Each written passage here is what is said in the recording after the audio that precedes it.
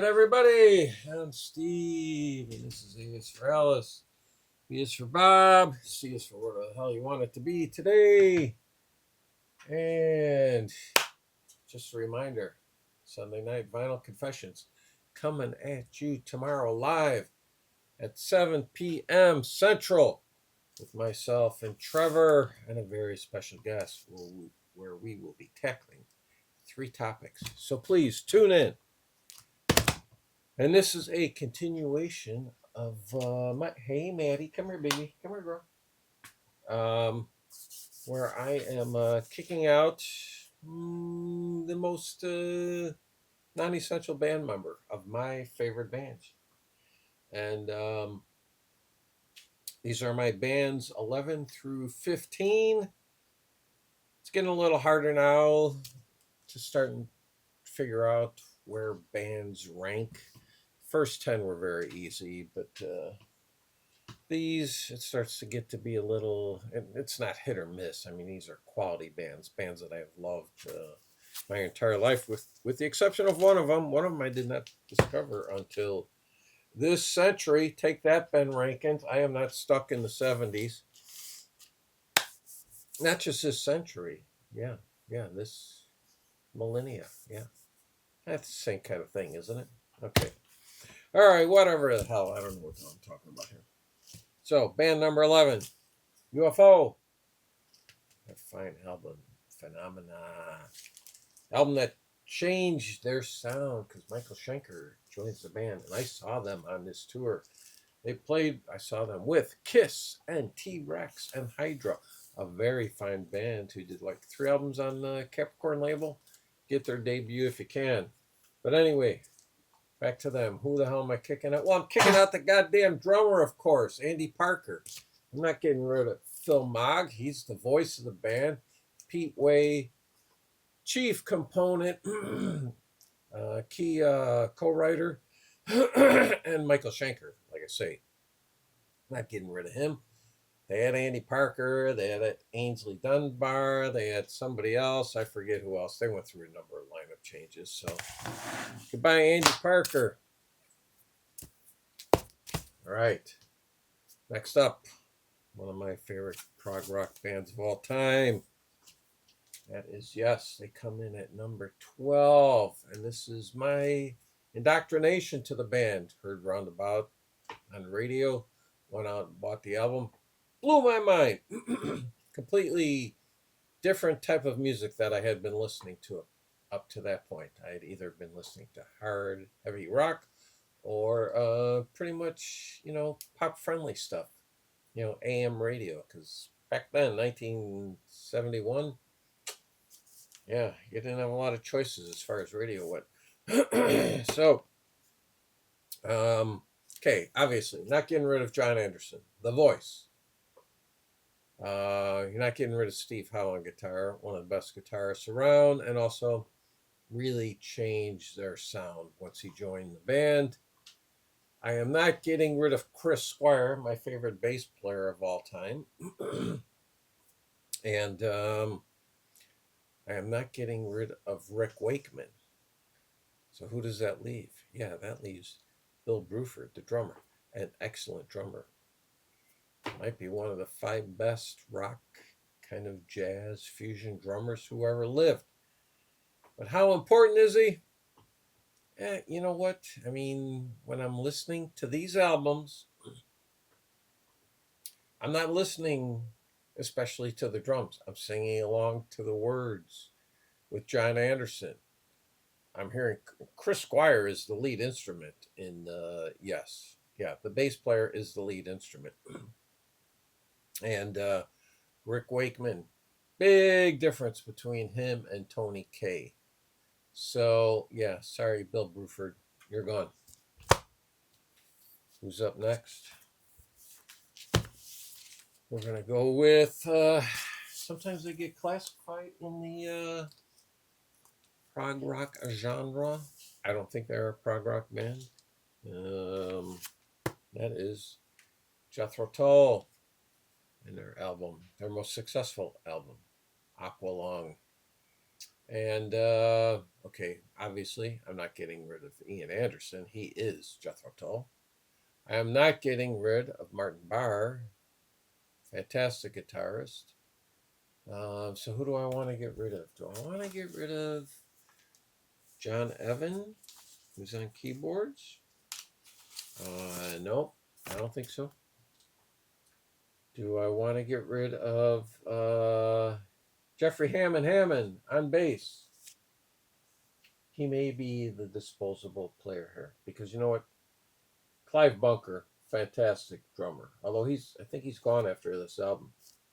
I think they make a change with Thick as a Brick, and I love the drums on Thick as a Brick. Glenn Cornick was the bass player on the first three albums. This was Stand Up Benefit. But I think we're going to dump Jeffrey Hammond, even though they gave him the name Hammond twice because it's so good. I think I'm going to have to get rid of the bass player. Sorry, Jeffrey. Up next, this is the band from the 2000s that I came upon.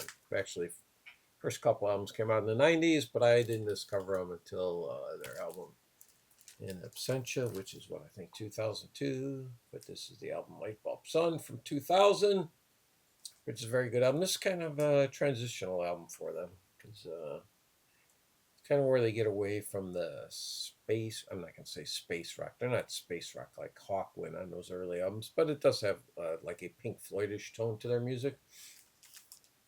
And obviously, not getting rid of Steven Wilson. He is the band. Not getting rid of Richard Barbieri. He creates that incredible, just layered.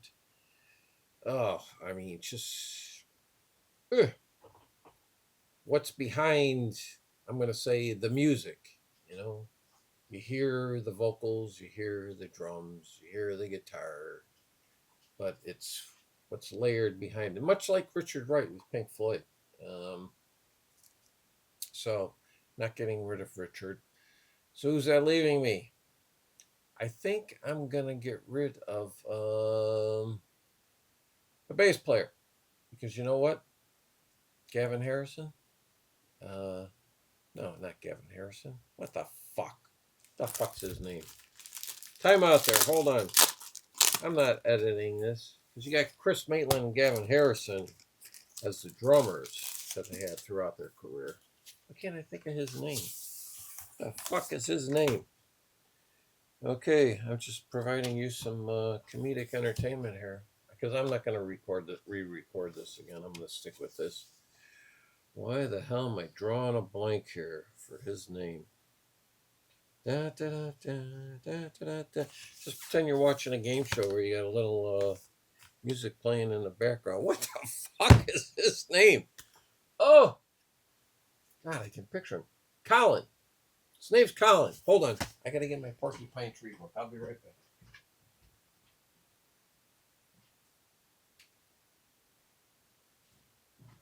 Coming back at you. See what this jagoff's name is here. Colin Edwin. That's it. Okay, we're getting rid of him because you know what? He proved to be a pain in the ass to Steven Wilson in the long run anyway. Yeah. So I'm not getting rid of Gavin Harrison. I mean, he proved himself to be a good enough drummer to play with King Crimson. And Chris Maitland, highly thought of drummer, was the original. So, goodbye, Colin. All right. Hope that gave you some comedic entertainment there. Now, band number 15. You might be saying, how did a band of this caliber slip down this low? There we go. Led Zeppelin. 15. Now, how do you get... Why did I show this album? Well, because that's the first time I saw them was on this tour. Well, my first and only time. I'm not going to complain. Very few people.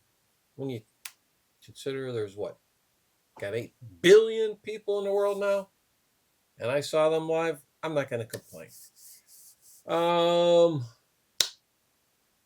Can't get rid of Jimmy Page. It's his band. He is the chief songwriter. I'm not getting rid of John Bonham. He's my favorite drummer. And also, God, I know the Neil Peart fans out there will argue which drummer defines a band more. I think it's John Bonham more so than Neil Peart. Granted, Neil wrote lyrics. God, I don't know who the hell I'm going to kick out of Rush when I get to them. But anyway, I digress. So Jimmy is safe. John Bonham is safe. So who's that leave us? That leaves us Robert Plant and John Paul Jones. John Paul Jones, probably the best musician in the band. He could play anything, any keyboard, pretty much anything with strings. So do I get rid of him or do I get rid of Robert Plant? Robert Plant wouldn't even be in my top 25 favorite vocalists of all time. Initially, I did not like Led Zeppelin just because of his voice. It wasn't until probably till 4 that I started liking them a lot. I mean, I heard 1 and 2 when they came out. I can't say that it grabbed me. The music did, but it was another one of those bands. I'm like, oh man, vocally, I don't know if I can listen to them on a heavy basis. Cannot mainline, cannot do a heavy dose of Led Zeppelin. And that kind of changed with 4. So who am I getting rid of? My God, drum roll, please, John. I have to get rid of John Paul Jones because Robert Plant is the voice. Now, he wrote the lyrics. Some of the lyrics I'm not wild about. But I can say, okay, you know what? Because there's that story about Terry Reid. He was asked to be lead singer. He passed because he was committed to touring with Cream in the U.S. And he said, sorry, Jimmy, I have to pass. So Jimmy asked Robert Plant. You know what? I can only go by what I know. I don't know what the songs would have been like with Terry Reid. Would they have been as good? Would they have been as successful? I'm saying probably not, but that's it. I just don't know. All I can judge by is what's on here and the other 7 studio albums. So reluctantly, I am kicking John Paul Jones out of Led Zeppelin. I'm sorry, John. But that's it. This was a very painful 5 bands to do. May have been painful for you to watch. I don't know. But thank you for tuning in.